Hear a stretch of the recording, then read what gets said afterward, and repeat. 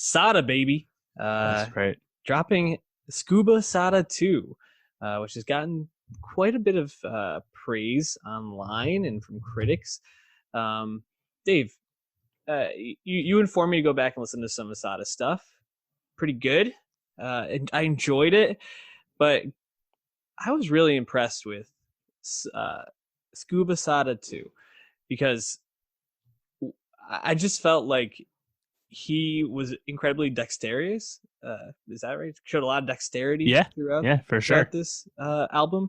There's a lot of different flow switch ups, a lot hmm of different beat sounds, and I thought the production on this was really, really interesting and unique. So I think there's a lot to dig into here. Were you as impressed as I was with this, though? Oh yeah, I thought the shit ripped, man. Only 31 minutes, but Mm-hmm. there's honestly like a lot to it, and I think anyone who's like been up on Sada Baby the past 2.5 years probably would expect that because it's kind of got that reputation. But yeah, I thought this in particular just kind of really shown, and even songs like Slide, which I think is a highlight. That's a little different than some of his other stuff too. I think he kind of made a name for himself at Detroit as someone just with a lot of energy and like really witty punch lines and could kind of do anything he wanted on the mic and was kind of reminiscent of like mixtape Wayne 15 years ago and was getting that comp a lot. And I think that's cool because we don't really get that anymore. And Sada Baby in particular is interesting because he will release projects that aren't on Spotify and Apple Music still. And to a lot of people, those projects probably just don't even exist. They just don't know about them. Like he had a mixtape last year that was just on SoundCloud. He said he had one drop on New Year's Day this year, Brolic, that was just on DatPiff and YouTube. Like Dat Piff, wow. now he's going to the beat his own drum, but I think whatever, you got to preserve that creative control, whatever it is. I think it's working because he's just, I think the energy is, I think, really unique. It's cool. Yeah, you mentioned Slide, and Slide was certainly a song that caught my attention, but I actually felt like the two songs after it, Scoobaroo and To Bully Ball, were two of my favorite on this album. I think really highlighted uh, his ability to craft songs in different ways that still sound phenomenal. Because Scoobaroo is this like really intense, fast paced, kind of like rapidy rap song, and then it Mm-hmm. really transitions well into Bully Ball, which is slower, kind of this like thumping beat with these like low synths kind of throughout it. And he's just kind of switches the flow up completely, different pace of the song.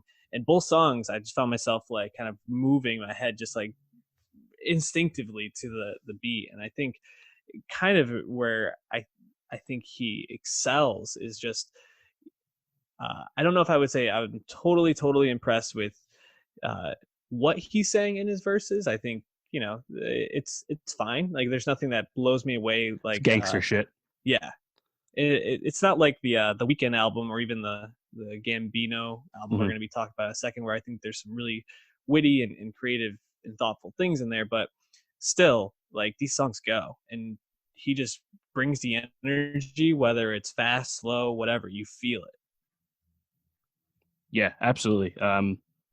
Yeah, like I was, reading a lot about the Detroit rap scene last year. There's a really good piece by Alphonse Pierre on Pitchfork from like last August about how it's like a really exciting scene that like no one really pays attention to. And I think Detroit rap, I mean, people know obviously Eminem and Big Sean, but like honestly, other than that, it's a vibrant scene that doesn't really escape the Midwest that much. If you think of Midwest rap, you think of Chicago, something that has a lot more star power associated with it. Mm-hmm. But I think now with T Grizzly, who Sada Baby has had some, I think, label issues with him. He used to be signed to T Grizzly. Now he's off that and he's good. But T Grizzly and Sada Baby and TJX6, the face of scam rap, like I think Detroit's starting to make some noise. And Sada Baby, I think it just overall, it's just incredibly underrated, underlistened to guy because, again, even if it's not, like as you said, it's not the most lyrical shit in the world, he's presenting it in a way that no one else really is doing. And that is certainly, I think, good enough for price for admission. So yeah, big fan of him. And honestly, like the breakout for me when I first heard of him was back in 2018, his song Blocks Party. And he just has like one of the best NBA bars ever. I ain't got no time for no arguments, big ass shotgun, look like Laurie Markkinen. Like he's making a Laurie Markkinen reference in rap, like a non-famous non-star. Like fuck yeah, hell yeah. So Yeah, Sada baby, listen to this guy.